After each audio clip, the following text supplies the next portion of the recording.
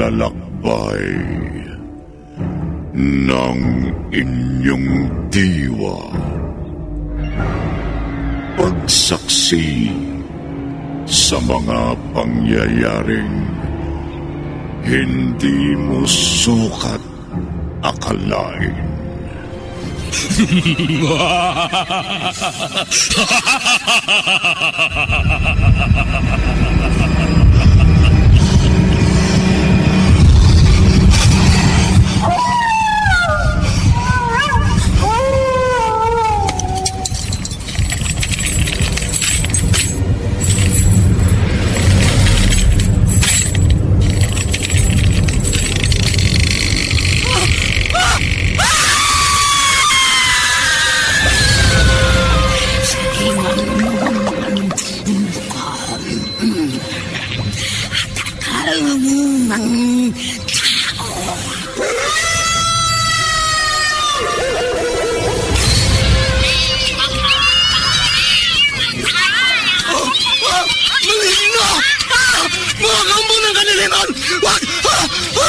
Huwag kayong lalapit sa akin!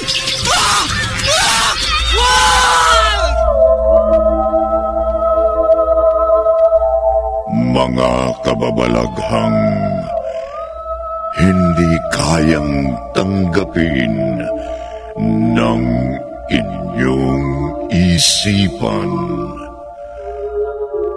nagaganap tuwing sasapit ang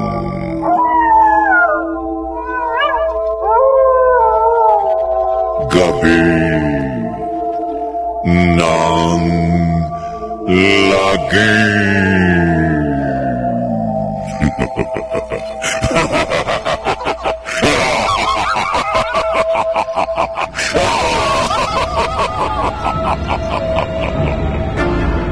Pinagsamang produksyon ng DZRH at Star City.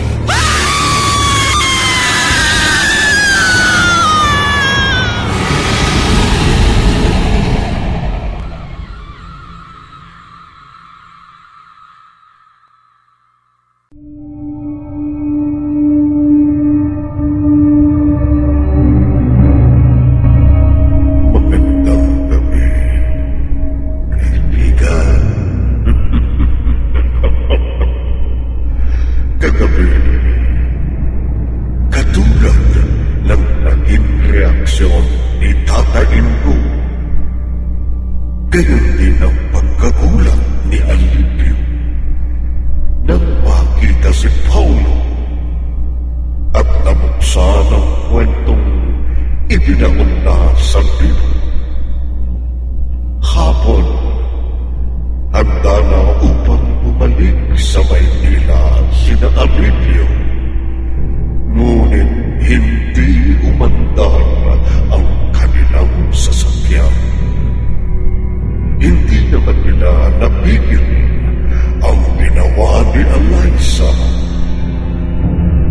Narito ang ikalima at huling bahagi ng ating tampok na kwento sa linggong ito na pinamagatang Lumang Mausoleo sa isa na naman Gabi ng Lagim!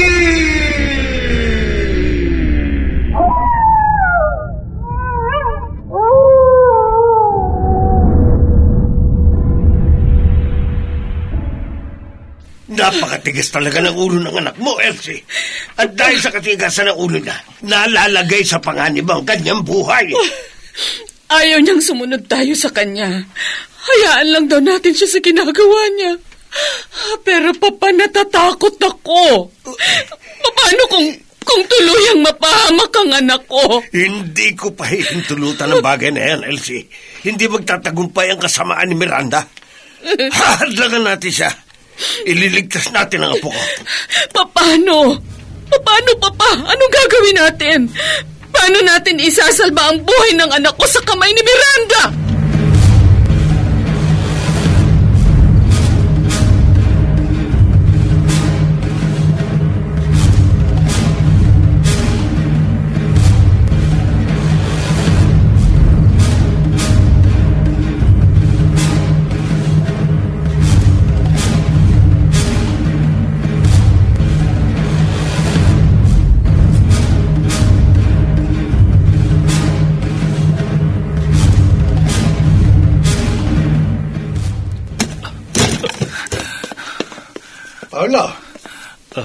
ka ba galing?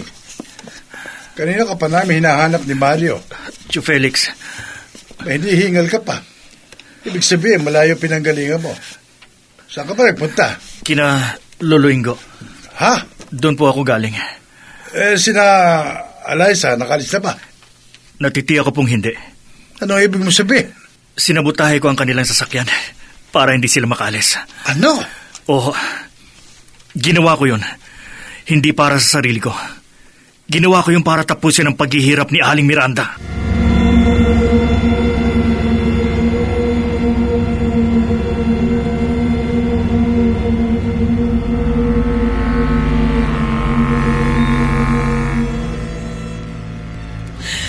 Papa, kumakagat na ang dilim.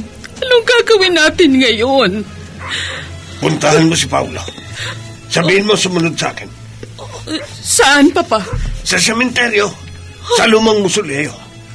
Doon ako pupunta dahil natitiyak ko. Doon dadalhin Miranda ang apo ko. Sa musuleo ng ating angkal.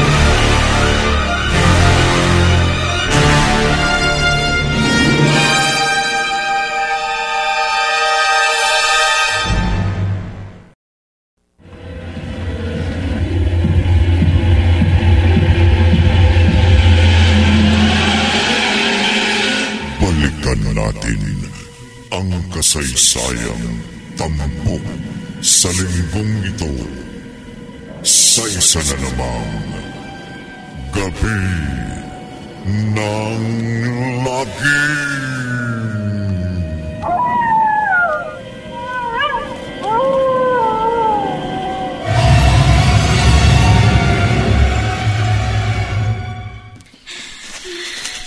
Pagod na ako.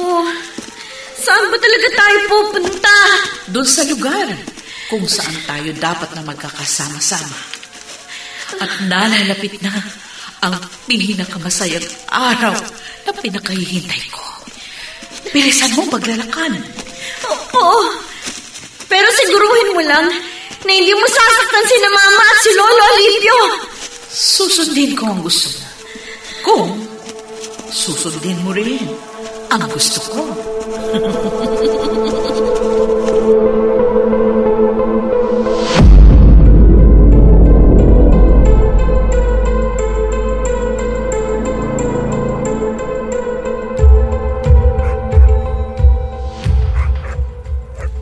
Sigurado po ba kayo na ang sinasabi niyo ang tamang solusyon para tuluyan ng manahimik si Aling Miranda? Naniniwala akong hindi niya gagalawin si Eliza hanggat wala ka. Gusto niyan sabay niya kayong dalhin sa kabilang buhay dahil buong kanyang paniniwala na ikaw talaga si Rizaldo at si Eliza ang kanyang anak. Pero paano po kung mali ang kutob ninyo? Paano kung napahamak na si Eliza? Hindi ko mapapatawad ang sarili ko, Paulo. Dahil isa ako sa mga naging dahilan kung bakit nalalagay sa panganib ang buhay ng apo ko. Napakalaki ng naging kasalanan ko. Wala na ho tayong oras. Kailangan natin kumilos. Magmadali tayo bago patuloy ang mapahamak si Eliza.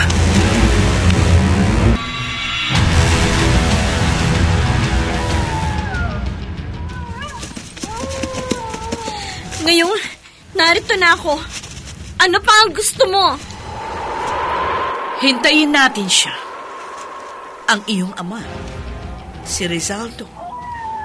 Hindi ko siya ama. At hindi siya si Rizaldo. Siya si Paolo. Sinungaling ka! Lapastangan! Totoo ang sinasabi ko. Si Mama Elsie, siya ang tunay kong ina. Tumigil ka! Kay tagal ko naghintay at inasam ang pagkakataong ito. At hindi ako papayag na mabigo lamang dahil sa mga panlilinlang nyo!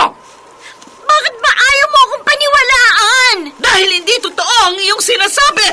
Totoo, Miranda. Kuya Alipio. Kaya kong patunayan ang sinasabi ko. Huwag kang makialam. Sakim ka rin katulad ng papa. Kaya hindi ako maniniwala sa'yo. Ako, kaya kong patunayan na hindi sila nagsisinungaling. Rizaldo, narito ka na. Ngayon kumpleto na tayo. Magiging masaya na tayo. Hindi Rizaldo ang pangalan ko. Ako si Paulo. At ang Rizaldo tinutukoy mo, malaon ng patay. Siya ang lolo ko. Hindi ako naniniwala. Hindi kita pipilitin. Pero bigyan mo kami ng pagkakataon na patunayan ang mga sinasabi namin. At kapag hindi namin nagawa yun, ako at si Eliza, kusa kaming sasama sa'yo. Ha? Pumapayag ka ba, Aling Miranda?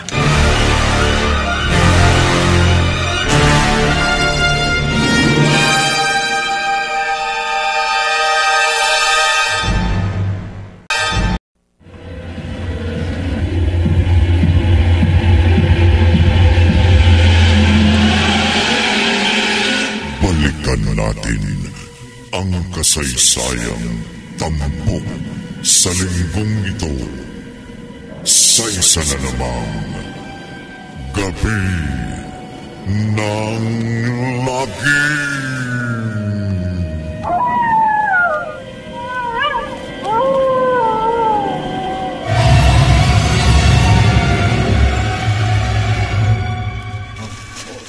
Ngayong nailipat na natin ang mga labi ni Lolo Rizaldo at ng kanilang anak dito sa lumang mausoleo. Sana matahimik na si Aling Miranda. Sana nga, Paulo. Tsak yun. Kaya tapos na rin ang lagim dito sa Sitio Lutgata. Salamat sa inyo, Paulo. Eliza. Sa inyo rin, Mang Alipio. Elsie. Dapat noon pa namin ito ginawa. Sana noon pa natahimik na ang kapatid ko. Lola Miranda, hayaan nyo. Lagi ko kayo ipagdarasal. At sana maging maligaya ka na kasama si Lolo Rizaldo at ang anak ninyo. At hayaan ninyo, ako at si Eliza, kami na magtutuloy ng naudlot ninyong pag-ibigan dito sa lupa. Lola Miranda. Ay, baka marinig ka ni Lolo. Narinig ko. Lolo.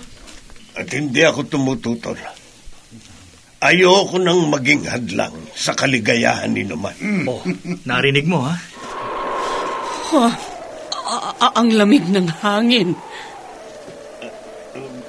Lolo, tignan ninyo si Lola Miranda. Ayun siya, oh. Salamat sa inyo. Salamat. Paalam. Miranda, kapatid ko, sana'y mapatawad mo ko.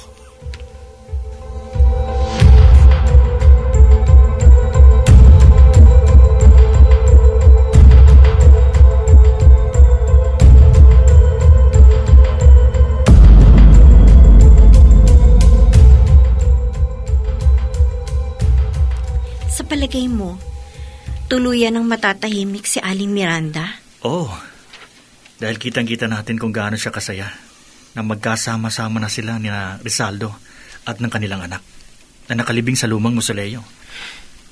Hanggang ngayon, hindi pa rin ako makapaniwala sa lahat ng nangyari. Kinikilabutan pa rin ako kapag naiisip ko yun. Isa yung bangungot sa buhay natin na dapat na nating kalimutan. At kailanman hindi mo nagugustuhin balikan. Kakalimutan na natin yon. Umasa na lamang tayo na hindi niya na tayo gagambalain pa.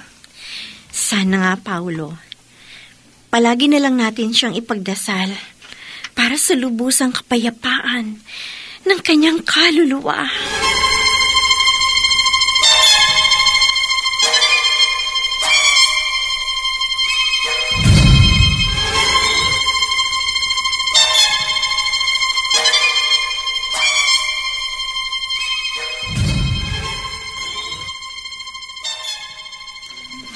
Ay, mabuti na lamang at natapos na ang lagim dito sa baryo namin. Kung hindi ako maglalakas loob na maging sepulturero dito sa sementeryong ito. Ay, wala na ang multo ni Miranda, ang babae sa lumang mausoleo. Tahimik na rin ang Sitio Lutgarda. O anak, dito ka sa tabi namin ng iyong papa. Opo, Mama. Ha? Anong... Kumpletong-kumpleto na tayo. Oo nga. Multo? 3 multo sa lumang musoleo? Hindi! Multo!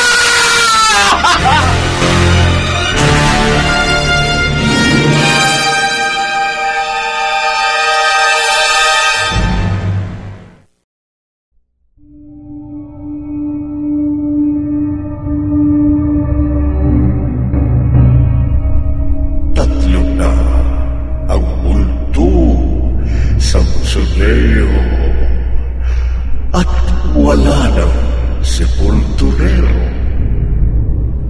Ang gusto pang magtrabaho sa sementeryo.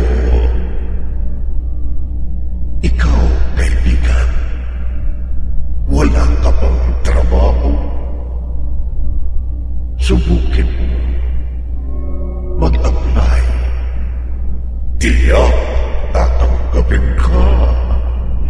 Iwasan mo lang ang lumang musoleo.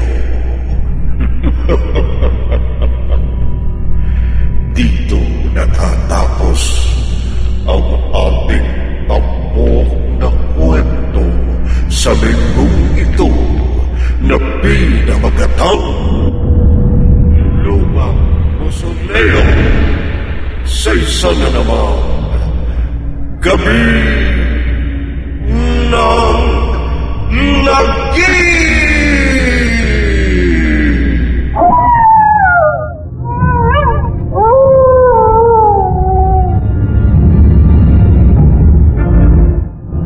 Mga nagsiganap, Chiquito del Carmen Amor, Maynard Landicho Jr., Jeneline de la Cruz, Rosana Villegas, Phil Cruz, at Bobby Cruz. Naglapat ng tunog, Temyong, sa musika ni Buboy Salonga. Supervision technical ni na Eric Lucero at Bong Muyan. Isinulat ni Maynard Landicho Jr.